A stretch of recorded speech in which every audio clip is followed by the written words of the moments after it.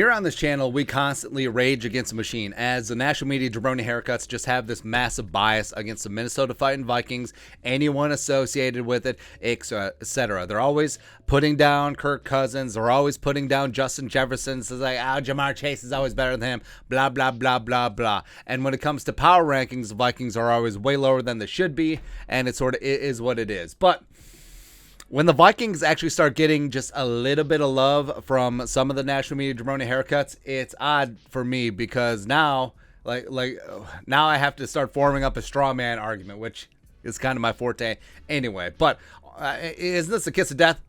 Stephen A. Smith, he's in on the Vikings. Also, by the way, so made a bunch of chili over the weekend, and when Minnesotans were very much into the beans, the wonderful fruit. The more you eat, the more you shart in chili. I know. People from Texas, there's no beans in chili. It's just meat, and it is chilies. That's it. But for Minnesotans, top 5 ingredients in chili: chili beans, kidney beans, lima beans, all the beans. You know what it means. Celery, because you need the crunch. Oyster crackers, just like cracked up on top, and then just a dash of chili powder. You don't want to make it too spicy there, hey, don't you know?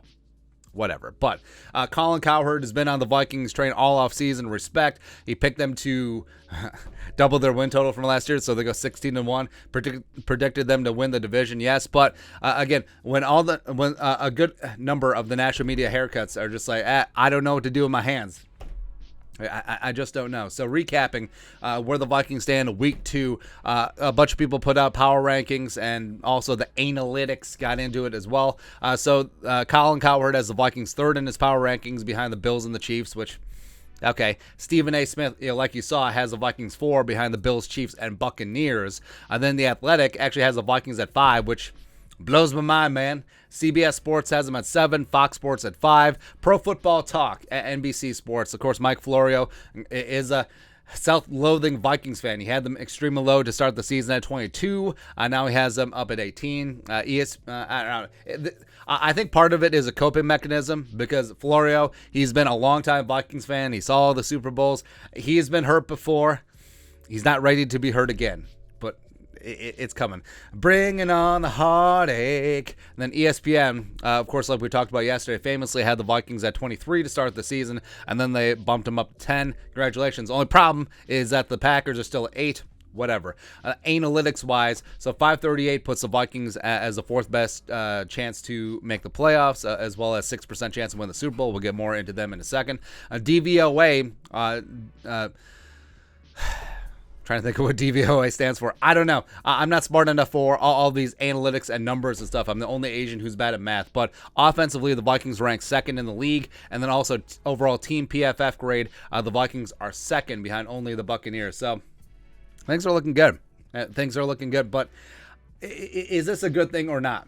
Because it seems like the team and us fans, we thrive when everyone is against us. Minnesota against the world, where the national media, they're always hating on the Vikings. They're always lifting up the Packers. They're always lifting up the Cowboys, of course, unjustifiably so. But maybe they're just like, the Packers are going to be garbage this year. The Cowboys are garbage without Dak. In fact, the garbage Vikings were, the Cowboys, nailed it, were garbage against the Buccaneers even with Dak. So maybe that ship has sailed. So maybe they're in. And maybe it's because of Justin Jefferson, young superstar that they want to build around. They see Kevin O'Connell. They see Ed Donatel.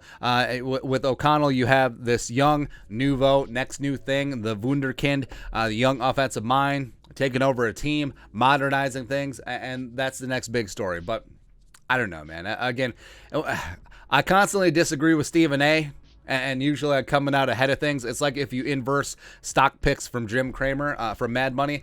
But I don't know, man. Stephen A. is in on the Vikings. Nah, man.